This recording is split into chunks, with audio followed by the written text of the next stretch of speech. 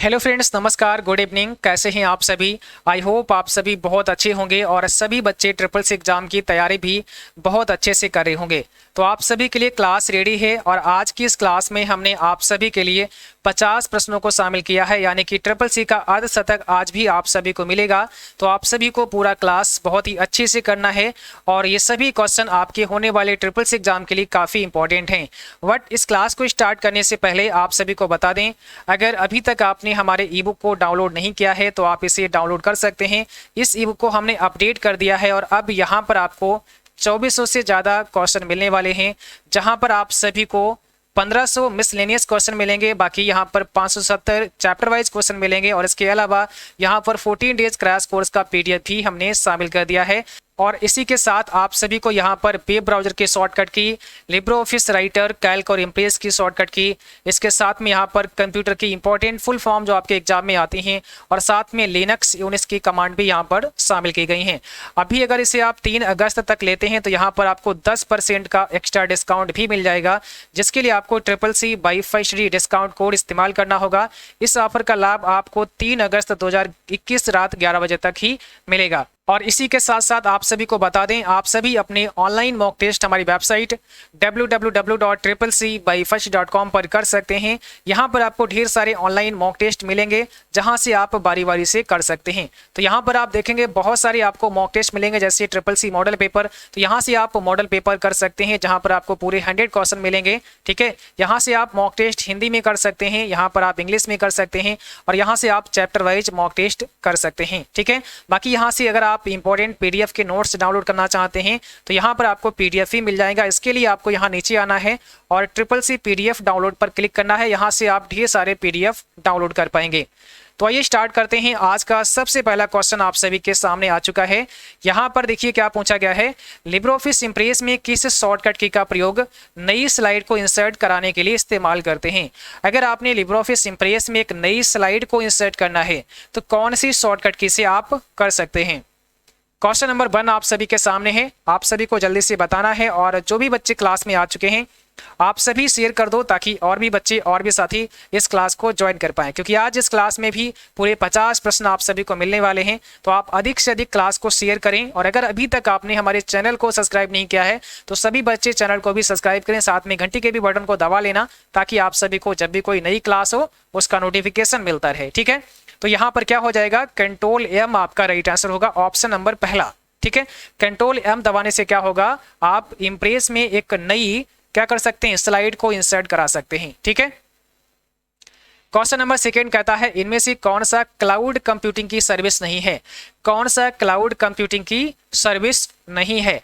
एक सेवा के रूप में सॉफ्टवेयर, एक सेवा के रूप में प्लेटफॉर्म, एक सेवा के रूप में हार्डवेयर या फिर सभी। आपको क्या बताना है, क्लाउड कंप्यूटिंग सर्विस में कौन सा शामिल नहीं है।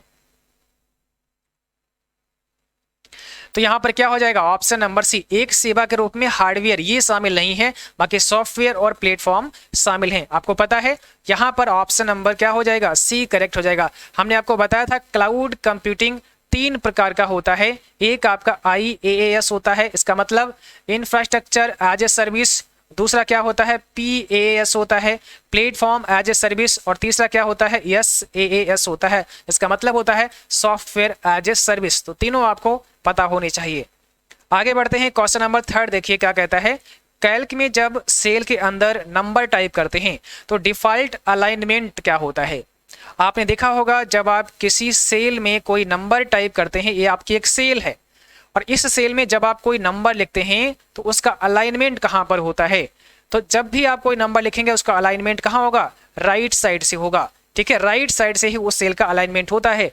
बट जब कभी भी आप कोई लेटर लिखते हैं तो उसका अलाइनमेंट कहाँ से होगा, लेफ्ट साइड से होगा, यहाँ से होगा।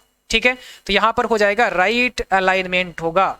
जब भी नंबर टाइप करेंगे तो राइट साइड से स्टार्ट हो जाएगा, ऐसे टाइप होगा इधर के लिए, और अगर कोई लेटर टाइप करते हैं तो वो इधर के लिए टाइप होना स्टार्ट होता है। तो यहाँ पर हो जाएगा option number C. Question number 4 कहता है, पैसा रखने का सबसे सुरक्षित स्थान कौन सा है। पैसा रखने का सबसे सुरक्षित स्थान आपको बताना है कौन सा है, बताओ। सही जवाब करना है कमेंट बॉक्स में। यहाँ पे क्या होगा राइट आंसर, तो सही जवाब हो जाएगा ऑप्शन डी, बैंक में। ठीक है, ऑप्शन नंबर डी आपका यहाँ पे करेक्ट आंसर होगा, बैंक में। चलो क्वेश्चन नंबर 5 देखो क्या कहता है, आउटपुट डिवाइस संभव करती है। आउटपुट डिवाइस से आप क्या कर सकते हैं, डेटा को देखना, प्रिंट करना, डेटा को स्टोर करना, डेटा को इनपुट करना, या इनमें से कोई नहीं। तो आउटपुट डिवाइस क्या संभव करती है? आउटपुट डिवाइस से हम क्या कर सकते हैं, डेटा को देख सकते हैं या फिर प्रिंट कर सकते हैं। ठीक है, तो ऑप्शन हमारा यहाँ पे क्या हो जाएगा, पहला करेक्ट हो जाएगा। डेटा को हम देख सकते हैं और प्रिंट कर सकते हैं। क्वेश्चन 6 क्या कहता है, निम्न में से सबसे तेज, सबसे बड़ा और सबसे महंगा कंप्यूटर कौन सा है? नोटबुक, पर्सनल कंप्यूटर, लैपटॉप या फिर सुपर कंप्यूटर? सबसे तेज, सबसे बड़ा, सबसे महंगा कंप्यूटर कौन सा है? तो सही जवाब होगा ऑप्शन डी, सुपर कंप्यूटर। आपको पता है सुपर कंप्यूटर सबसे तेज और सबसे बड़ा कंप्यूटर है, सबसे महंगा कंप्यूटर है। तो डी ऑप्शन हमारा यहाँ पे करेक्ट आंसर है।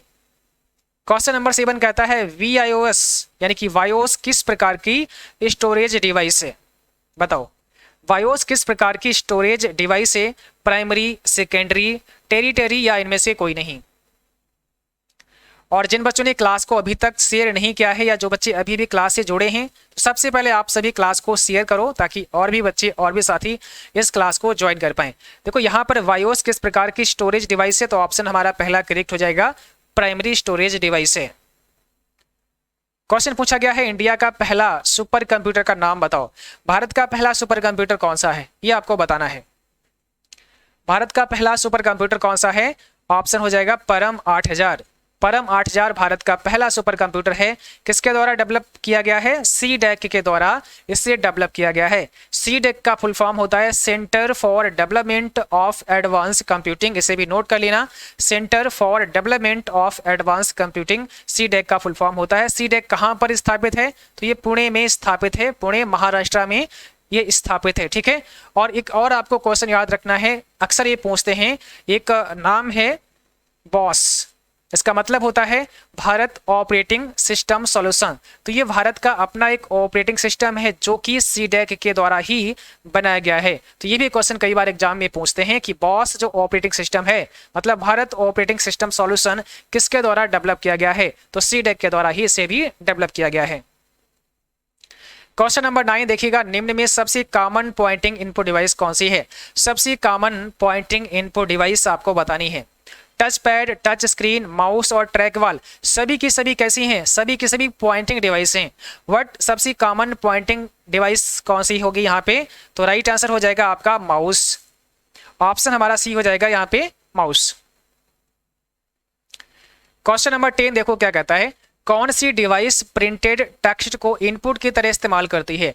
कौन सी डिवाइस प्रिंटेड टेक्स्ट को इनपुट की तरह इस्तेमाल करती है? OCR, OMR, MICR या फिर ऑल ऑफ दीज? चलो तो यहाँ पर बताइएगा कौन सा करेक्ट आंसर होगा। कौन सी डिवाइस प्रिंटेड टेक्स्ट को इनपुट की तरह इस्तेमाल करती है? तो इसमें जवाब हो जाएगा OCR। ऑप्शन आपका पहला करेक्ट होगा OCR। ठीक है, ऑप्टिकल कैरेक्टर रिकॉग्निशन इसका सही जवाब होगा, ध्यान रखना है। ठीक है, और अगर बात करते हैं OMR की, तो इसका मतलब होता है optical mark reader. Optical mark reader क्या करता है? जैसे आपने देखा होगा जब आप एग्जाम वगैरह देते हैं तो वहां पर क्या होता है, एक आपको OMR सीट मिलती है। इस OMR सीट पर कुछ ऐसे करके आपको निशान लगाने होते हैं, यानी कि जो आपका सही जवाब है उसके लिए आपको ऐसे ब्लैक ब्लैक करके गोले आपको पोतने होते हैं। ठीक है, तो ये क्या करता है, ये कंप्यूटर से रीड की जाती है। मतलब यहाँ पर जो करेक्ट आंसर होता है ये कॉपी पहले से कंप्यूटर में फीड होती है और वहां पर ये पता होता है कि कौन सा करेक्ट आंसर है। और अगर आपने जहां पर ऐसे ब्लैक करके ये किया होता है, ठीक है, गोला फिल किया होता है, तो जब आप OCR OMR मशीन में इसको लेकर जाते हैं इस कॉपी को, तो वहां पर क्या होता है, ये रीड कर लेता है कि आपने करेक्ट जवाब किया है या नहीं। जैसे यहाँ पर पता लगा 4 ऑप्शन थे, देखो यहाँ पर 4 ऑप्शन थे और ये 4 आपको पोतने थे। यहाँ पर मान लिया A था, B सा, C और D, ऐसे ABCD करके 4 ऑप्शन थे, 4 यहाँ पे गोला बने थे।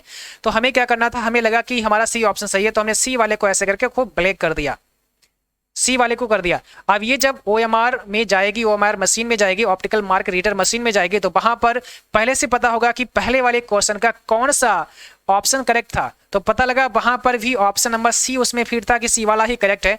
तो जैसे ही कॉपी जाएगी वहां पर पता लगेगा सी वाला गोला काला किया गया है और सी वाला ही करेक्ट था, तो आपका नंबर करेक्ट हो गया। अगर वहां पर होता कि नहीं यहाँ पर तो ए वाला करेक्ट था बट आपने सी वाला यहाँ पर किया है, तो वो मैच नहीं होगा वहां पर, और जब मैच नहीं होगा तो ये कट जाएगा, मतलब आपने गलत किया है। तो ऐसे ही कॉपी चेक होती है। तो यहाँ पर OMR का मतलब भी समझ गए आप, ऑप्टिकल मार्क रीडर होता है।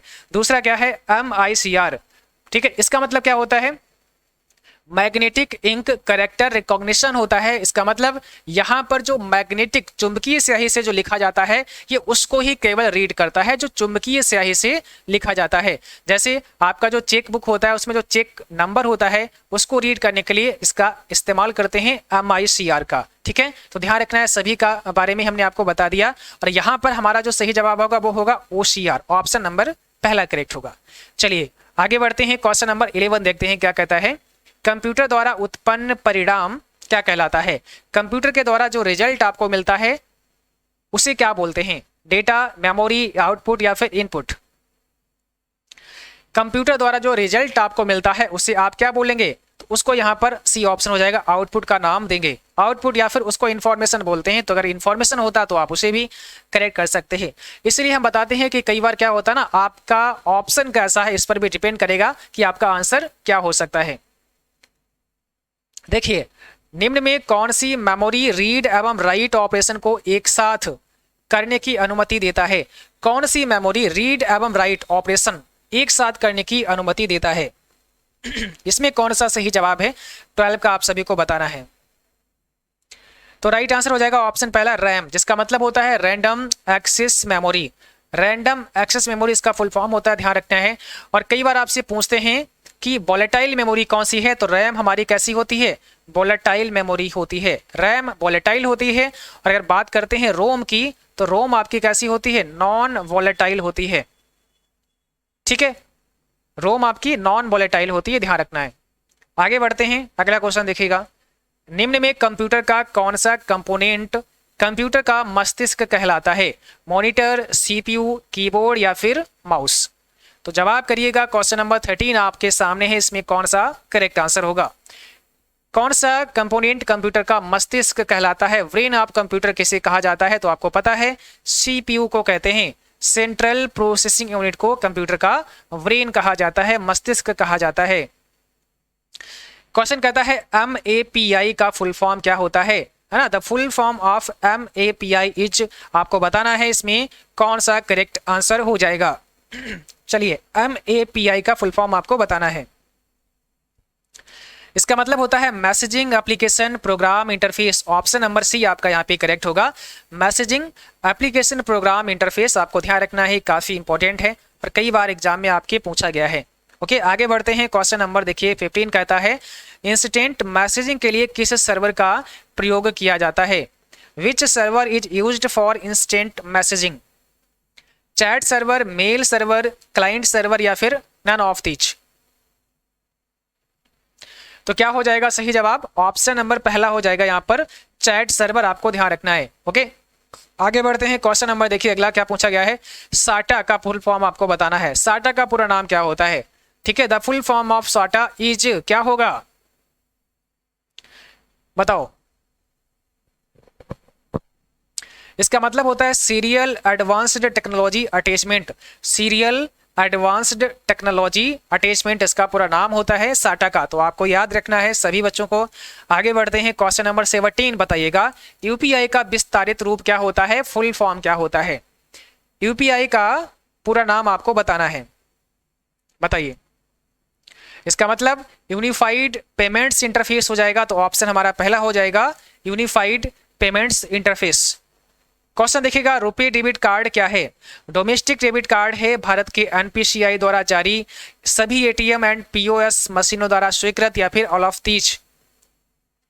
कौन सा सही जवाब हो जाएगा, रुपे डेबिट कार्ड क्या है, तो यहां पर हो जाएगा option number D, all of these हो जाएगा। डोमेस्टिक डेबिट कार्ड है ना, released by NPCI of India, accepted by all ATM and POS machines. तो ऑल ऑफ दीज आपका यहाँ पे करेक्ट आंसर है। अब आपको बताना है पहली एआई प्रोग्रामिंग भाषा कौन सी है। फर्स्ट एआई प्रोग्रामिंग लैंग्वेज आपको बतानी है। यहाँ पे सही जवाब आपका क्या होगा। फर्स्ट एआई प्रोग्रामिंग लैंग्वेज का नाम है लिस्प, जिसका मतलब होता है लिस्ट प्रोसेसिंग। तो ये पहली एआई भाषा है आपकी लिस्ट प्रोसेसिंग। और कई बार आपसे सवाल होता है कि LISP यानी कि लिस्प जो लैंग्वेज है इसका डेवलप किसने किया, इसका विकास किसके द्वारा किया गया है, तो इसको किसने डेवलप किया आपको ये बताना है। आंसर हो जाएगा जॉन मैकार्थी। आपको पता है जॉन मैकार्थी यहाँ पे सही जवाब होगा। और एआई का जनक किसे माना जाता है, जॉन मैकार्थी को ही एआई का जनक या एआई का फादर कहा जाता है। ठीक है, तो ऑप्शन हमारा यहाँ पे डी होगा। अगला क्वेश्चन देखिएगा, प्रेजेंटेशन में नई स्लाइड इंसर्ट करने की शॉर्टकट की बताइए। प्रेजेंटेशन में आप नई स्लाइड कैसे इंसर्ट कर सकते हैं, तो ये क्वेश्चन शायद अभी हमने स्टार्टिंग में ही पढ़ाया था। ऑप्शन हमारा यहाँ पे हो जाएगा पहला Ctrl+M। चलिए, और अगला क्वेश्चन आपको बताना है क्लाउड कंप्यूटिंग के लाभ कौन कौन से हैं। क्या बताना है, क्लाउड कंप्यूटिंग के लाभ आपको बताने हैं। कम लागत, अधिक सुरक्षित, तीव्र गति या ये सभी। तो इसमें से राइट आंसर क्या हो जाएगा, ऑप्शन नंबर हमारा डी हो जाएगा, ऑल ऑफ दीज। उपरोक्त में से सभी करेक्ट हैं। किसी स्लाइड को कैसे स्टॉप कर सकते हैं, कोई स्लाइड है उसको कैसे आप स्टॉप कर सकते हैं। स्लाइड शो हो रही है, आप उसको स्टॉप करना चाहते हैं तो आप क्या करेंगे, एस्केप की को दबाते हैं या लेफ्ट एरो की को दबाते हैं या डाउन एरो की को आप दबाने से कर सकते हैं या अप एरो की दबा देंगे तो आपकी स्लाइड स्टॉप हो जाएगी। तो सही जवाब हो जाएगा ऑप्शन पहला। हमें क्या करना पड़ेगा, हमें एस्केप बटन को प्रेस करना पड़ेगा। जैसे ही एस्केप की को हम दबाते हैं तो हमारी स्लाइड जो शो हो रही है वो स्टॉप हो जाएगी, रुक जाएगी। इनमें से क्या कृत्रिम बुद्धिमत्ता को प्रदान करता है, कंप्यूटर साइंस, जीव विज्ञान, मनोविज्ञान या फिर ऑल ऑफ दीज, उपरोक्त सभी। तो सही जवाब करना है 23 में कौन सा सही जवाब हो जाएगा। और यहां पर आपका सही जवाब है ऑप्शन नंबर डी, उपरोक्त सभी। आपको ध्यान रखना है, डी ऑप्शन हमारा राइट आंसर हो जाएगा। क्वेश्चन पूछा गया है, निम्न उपकरणों में कौन कृत्रिम बुद्धिमत्ता में उपयोग किया जाता है। निम्न उपकरणों में कौन कृत्रिम बुद्धिमत्ता में उपयोग किया जाता है। ऑप्शन दिया गया है कला, डिजाइन, इनपुट और न्यूरल नेटवर्क। तो यहां पर बताइएगा सही जवाब क्या हो जाएगा, कौन सा आपका सही जवाब है 24 का, जल्दी से जवाब करना है। तो राइट आंसर हो जाएगा option number D, neural network का। ऑप्शन हमारा डी करेक्ट हो जाएगा। पूछा गया है 500 रुपीज के नोट का रंग कैसा होता है। 500 रुपए के नोट का रंग आपको बताना है कैसा होता है। क्या होगा सही जवाब, 500 रुपए के नोट का रंग कैसा होता है, स्टोन ग्रे कलर का होता है। तो ऑप्शन हमारा यहाँ पे बी है, स्टोन ग्रे कलर का होता है। क्वेश्चन देखिए, संसार का प्रथम प्रोग्रामर किसे माना जाता है। ठीक है, वर्ल्ड का फर्स्ट प्रोग्रामर कौन है, Charles Babbage, Ada Lovelace, Tim Cook या विल गेट्स। तो संसार का पहला प्रोग्रामर कौन है आपको बताना है। इसमें से राइट आंसर क्या हो जाएगा, ऑप्शन नंबर हमारा ऑप्शन बी हो जाएगा। यहाँ पर एडा लवलेस को संसार का फर्स्ट प्रोग्रामर माना जाता है। क्वेश्चन नंबर देखिए 27 क्या कहता है, कंप्यूटर की शब्दावली में इंफॉर्मेशन का क्या अर्थ होता है। कंप्यूटर की शब्दावली में इंफॉर्मेशन क्या क्या मतलब होता है। रॉ डेटा होता है, प्रोग्राम होता है, स्पष्ट व उपयोगी रूप में परिवर्तित डेटा होता है, अक्षरांकीय डेटा होता है। तो सही जवाब हो जाएगा सी ऑप्शन यहाँ पे करेक्ट। स्पष्ट व उपयोगी रूप में जो परिवर्तित डेटा होता है उसी को इंफॉर्मेशन का नाम दिया जाता है और यही हमारा आउटपुट होता है। ठीक है, क्वेश्चन देखिए 28 क्या कहता है, माइक्रो कंप्यूटर ऑफिस के साथ साथ घरों में भी इस्तेमाल कर सकते हैं। जो आपके माइक्रो कंप्यूटर होते हैं इनको हम ऑफिस के साथ साथ घरों में भी इस्तेमाल कर सकते हैं। क्या ये सही है, तो बिल्कुल कर सकते हैं। ऑप्शन हमारा पहला करेक्ट होगा। आपको पता है जो आपका डिजिटल कंप्यूटर होता है, डिजिटल कंप्यूटर को 4 भागों में बांटा गया है। पहला पार्ट अगर बात करते हैं तो आपका कैसा होता है, माइक्रो कंप्यूटर होता है जो सबसे छोटा कंप्यूटर है अगर आप साइज के आधार पर देखेंगे। दूसरा आपका क्या होता है, मिनी कंप्यूटर होता है। इसके बाद में तीसरा क्या होता है, मेन फ्रेम कंप्यूटर होता है। और चौथा आपका क्या होता है, सुपर कंप्यूटर होता है, सुपर कंप्यूटर होता है। तो जो हम सभी इस्तेमाल करते हैं वो क्या होता है, हमारा माइक्रो कंप्यूटर होता है। आपको ध्यान रखना है। और माइक्रो कंप्यूटर सबसे छोटा कंप्यूटर होता है। क्वेश्चन नंबर 29 कहता है, डेटा को एकत्र करके उसे अर्थपूर्ण सूचना में बदलने की प्रक्रिया प्रोसेसिंग कहलाती है। डेटा को एकत्र करके उसे अर्थपूर्ण सूचना में बदलने की प्रक्रिया ही प्रोसेसिंग कहलाती है। क्या ये सही है? आपने कोई भी रॉ डेटा दिया कंप्यूटर को, उसने उस पर प्रोसेस किया और उसका रिजल्ट दिया यानी कि इंफॉर्मेशन दी। तो इस इंफॉर्मेशन का मतलब क्या होगा, कुछ उसका मीन होगा, कुछ मतलब होगा, वो आपके काम की होगी। तो बिल्कुल सही है, ऑप्शन हमारा यहाँ पे पहला करेक्ट हो जाएगा। ठीक है, आगे बढ़ते हैं। अगला क्वेश्चन देखिएगा, ALU का प्रमुख कार्य गणितीय क्रियाओं व तर्क की क्रियाओं को करना होता है। सही या फिर गलत, ट्रू फॉल्स में ही जवाब करना है। कौन सा सही जवाब हो जाएगा? ALU का मतलब होता है अर्थमेटिक लॉजिक यूनिट, और ये प्रमुख कार्य क्या होता है? गणितीय ऑपरेशन और आपके लॉजिकल क्रियाओं को करना होता है। तो बिल्कुल सही जवाब है ऑप्शन हमारा पहला यहाँ पे राइट है। तो यहाँ पर आपको बताना है CPU को कंप्यूटर का ब्रेन भी कहा जाता है। आपका जो CPU होता है, जिसे सेंट्रल प्रोसेसिंग यूनिट का नाम देते हैं, इसको कंप्यूटर का ब्रेन भी कहते हैं। तो बिल्कुल सही है हमारा ऑप्शन यहाँ पे पहला हो जाएगा। चलिए क्वेश्चन नंबर 32 आपको बताना है ISP का रूप क्या है? ISP का फुल फॉर्म क्या हो जाएगा? इसका मतलब होता है इंटरनेट सर्विस प्रोवाइडर। तो इंटरनेट सर्विस प्रोवाइडर हमारा पहला ऑप्शन यहाँ पे राइट है। और यहां पर बताना है कंप्यूटर को किस प्रकार की बुद्धि की संज्ञा दी गई है? कंप्यूटर को किस प्रकार की बुद्धि की संज्ञा दी गई है? मानव, कृत्रिम, शुद्ध या फिर अन्य? आपको बताना है इसमें कौन सा करेक्ट जवाब होगा। तो कंप्यूटर को किस प्रकार की बुद्धि की संज्ञा दी गई है? ऑप्शन हो जाएगा V, कृत्रिम बुद्धि की संख्या दी गई है। आर्टिफिशियल इंटेलिजेंस है हमारे कंप्यूटर में। ओके, अगला क्वेश्चन देखिएगा, भारत में क्रेडिट कार्ड शुरू करने वाला पहला बैंक कौन सा था? भारत में क्रेडिट कार्ड शुरू करने वाला पहला बैंक कौन सा था? कौन सा यहाँ पे राइट आंसर है? 34 का जवाब करना है सभी बच्चों को। यहाँ पे राइट आंसर बताना है आपका क्या हो जाएगा। तो सेंट्रल बैंक ऑफ इंडिया हो जाएगा, option number D, central bank of India. Twitter पर पोस्ट करते समय कितने वर्ड आप लिख सकते हैं? ट्विटर पर पोस्ट करते समय कितने वर्ड आप लिख सकते हैं? कौन सा राइट आंसर है यहाँ पर? ऑप्शन नंबर डी, 280 वर्ड आप लिख सकते हैं ट्विटर पर ट्वीट करते समय। यहाँ पर आपको बताना है लिब्रे ऑफिस राइटर में किसी शब्द के शुरू में जाने के लिए कौन सी शॉर्टकट की इस्तेमाल करते हैं? अगर आप किसी शब्द के स्टार्टिंग में जाना चाहते हैं तो कौन सी शॉर्टकट की आपको इस्तेमाल करनी होती है? ऑप्शन यहां पर हो जाएगा वी करेक्ट। कंट्रोल के साथ में लेफ्ट एरो आपको प्रेस करना होता है, तो बी ऑप्शन हमारा करेक्ट होगा। जैसे ही कंट्रोल दबाएंगे साथ में आप लेफ्ट एरो प्रेस करते हैं तो किसी शब्द के आप स्टार्टिंग में आ जाएंगे, यहां पर आ जाएंगे। ठीक है, अगर मान लिया आप यहां पर हैं, शब्द के अंत में हैं, तो इस शब्द के स्टार्टिंग में आप आ जाएंगे। क्वेश्चन देखिएगा, पूछा गया है AVRS का पूरा नाम क्या होता है? आपको बताना है AVRS का फुल फॉर्म क्या हो जाएगा। AVRS का फुल फॉर्म क्या होता है? आधार बेस्ड रेमिटेंस सर्विस होता है। इसका मतलब ऑप्शन हमारा ऑप्शन हमारा ए यहाँ पे करेक्ट है, आधार बेस्ड रेमिटेंस सर्विस। ठीक है, तो ऑप्शन पहला यहाँ पे करेक्ट हो जाएगा। क्वेश्चन कहता है एक इलेक्ट्रॉनिक डिवाइस जो डेटा को इंफॉर्मेशन में कन्वर्ट करते हुए प्रोसेस करता है, ऐसी इलेक्ट्रॉनिक डिवाइस का नाम आपको बताना है। कंप्यूटर, केस, प्रोसेसर या फिर इनमें से कोई नहीं? तो सही जवाब करना है, राइट आंसर यहां पर हो जाएगा ऑप्शन नंबर सी, प्रोसेसर।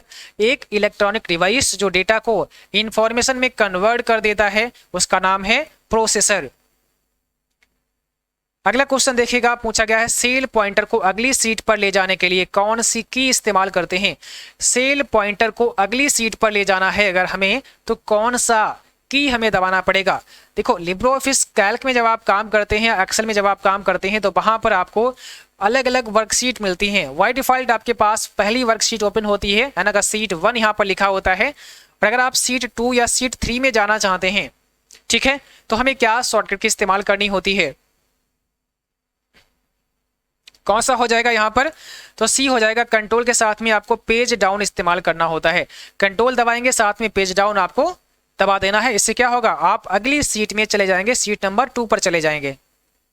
और यहाँ पर आपको बताना है दो सेल को आपस में मिलाने के लिए किस कमांड का उपयोग करना पड़ेगा।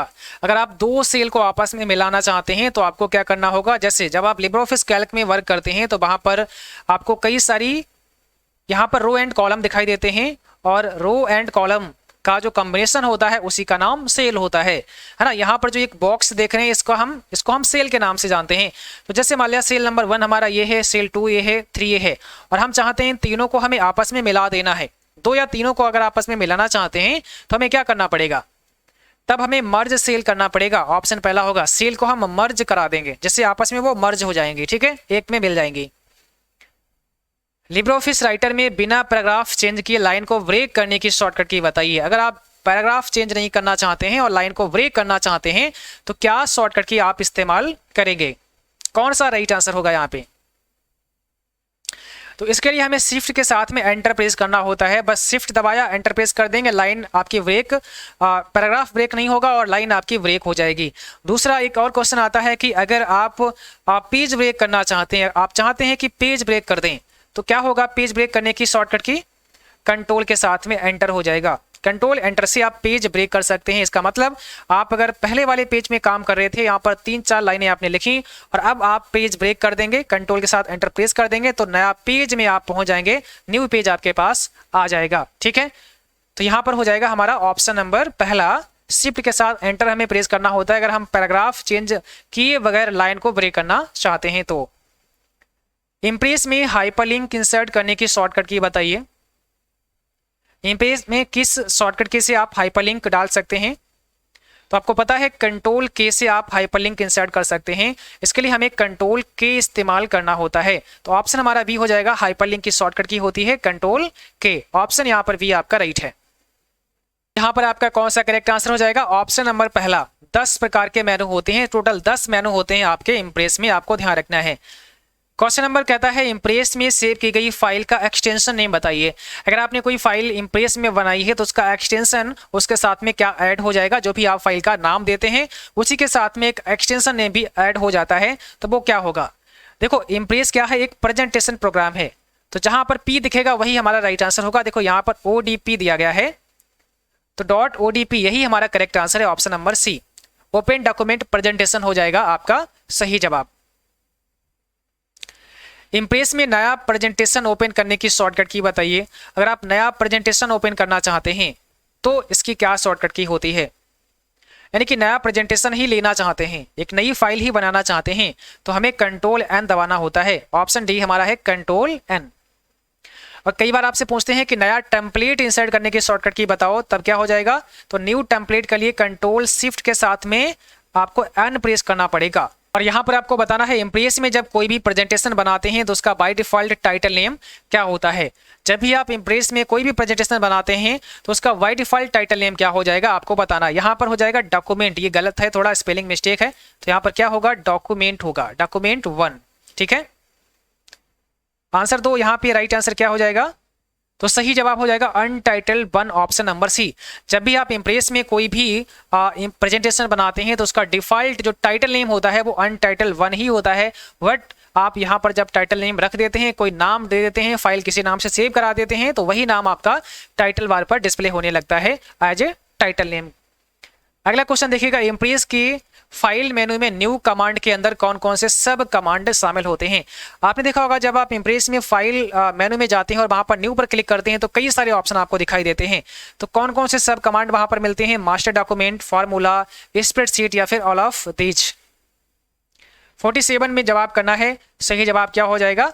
तो यहाँ पर हो जाएगा option number D, all of these. ये सभी ऑप्शन वहां पर मिलते हैं। क्वेश्चन नंबर 48 आपको बताना है इम्प्रेस में ओपन रिमोट की कमांड कहां पर मिलती है? इम्प्रेस में ओपन रिमोट की कमांड कहां पर होती है? कौन से मेनू में होती है? एडिट, फाइल, इंसर्ट या फिर नन ऑफ दीज। तो इम्प्रेस में ओपन रिमोट की कमांड कहां होती है? फाइल मेनू में होती है। हमारा ऑप्शन यहां पर हो जाएगा वी, फाइल मेनू। और अगला क्वेश्चन आपको बताना है इम्प्रेस में सेव एज की शॉर्टकट की क्या होती है? सेव एज करने की शॉर्टकट की आप सभी को बताना है। सेव एज किस शॉर्टकट के से हम कर सकते हैं? तो कंट्रोल शिफ्ट और एस हो जाएगा फिर हमारा option number C. Control shift और एस से हम सेव एज कर सकते हैं। और यहां पर आपको बताना है इम्प्रेस में किसी भी प्रेजेंटेशन को किस फॉर्मेट में एक्सपोर्ट कर सकते हैं। आप एक्सपोर्ट करना चाहते हैं तो कौन सी फॉर्मेट में एक्सपोर्ट कर सकते हैं? क्या PDF, BMP, GIF या ऑल ऑफ दीज, इन सभी में कर सकते हैं? तो बिल्कुल सही है, ऑप्शन हमारा डी है यहाँ पर, ऑल ऑफ दीज। हम चाहें तो PDF में कर सकते हैं, BMP या GIF में भी एक्सपोर्ट करा सकते हैं। और आज की क्लास बस यहीं तक थी। आई होप आप सभी को क्लास पसंद आई होगी, क्लास अच्छी लगी, उसको लाइक करना, शेयर करना, और जो भी साथी चैनल पर नए हैं आप सभी सब्सक्राइब करें, साथ में घंटी के भी बटन को दबा लेना ताकि नोटिफिकेशन भी आप सभी को मिलते रहें। और आज की इस क्लास का PDF आप हमारे टेलीग्राम से या फिर हमारी वेबसाइट से डाउनलोड कर सकते हैं। तो जिन बच्चों ने टेलीग्राम को ज्वाइन नहीं किया है आप सभी ज्वाइन कर सकते हैं। टेलीग्राम पर आपको सर्च करना है CCC by फर्स्ट डी, या फिर डिस्क्रिप्शन में दिए गए लिंक पर आप क्लिक करके भी टेलीग्राम को ज्वाइन कर सकते हैं, जहां पर अभी कुछ समय बाद आपको पूरा PDF आज की क्लास का मिल जाएगा। ठीक है, और अगर अभी तक आपने हमारे ई बुक को डाउनलोड नहीं किया है तो आप डाउनलोड कर सकते हैं। ई बुक का लिंक डिस्क्रिप्शन बॉक्स में दिया गया है, जहां पर अभी आपको 2400 प्लस क्वेश्चन मिलने वाले हैं। इस ई बुक को हमने अपडेट कर दिया है और यहां पर आपको 10% का डिस्काउंट भी मिल जाएगा। यह डिस्काउंट आपको 3 अगस्त रात 11 बजे तक के लिए मान्य होगा और यहां पर साथ में ही आपको 14 डेज क्रैश कोर्स का PDF इसमें शामिल कर दिया गया है, जो आप 3 अगस्त 2021 रात 11 बजे तक ले सकते हैं। तो इस ई बुक का लिंक भी डिस्क्रिप्शन बॉक्स में दिया गया है, जहां से आप इसे ले सकते हैं। तो आज की क्लास बस यहीं तक, अब मिलेंगे आपको अगली क्लास में, तब तक के लिए जय हिंद, बाय बाय।